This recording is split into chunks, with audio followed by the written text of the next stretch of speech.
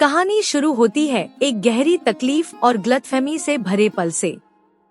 श्रुति की आंखों में गुस्सा और दर्द साफ झलक रहा था।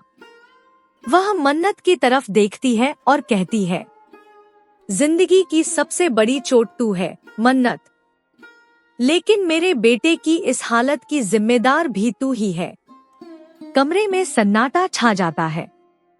विक्रांत बेहोश पड़ा है और मन्नत के आंसू रुकने का नाम नहीं लेते। वह बस इतना कह पाती है, मैंने ऐसा कभी नहीं चाहा श्रुति जी, मैं तो बस। लेकिन श्रुति उसे बीच में ही रोक देती है।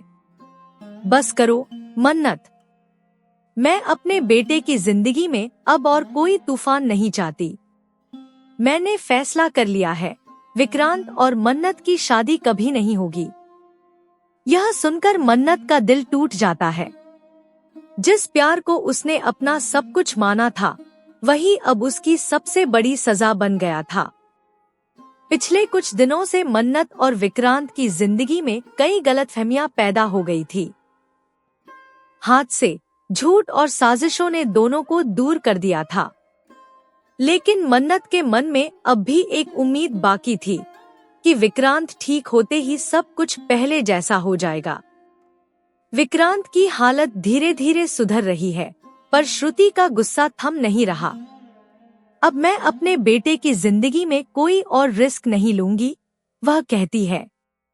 वो सोच चुकी है, अब मन्नत को इस घर से जाना ही होगा। मन्नत अपने आंसू पोंछती है, गहरी सांस लेती है और धीरे से कहती है, अगर मेरा जाना विक्रांत की खुशी की वजह बन सकता है, तो मैं चली जाऊंगी। पर मेरा प्यार, मेरी सच्चाई कभी नहीं जाएगी। कमरे में दर्द, सन्नाटा और अधूरी मोहब्बत की गूंज रह जाती है।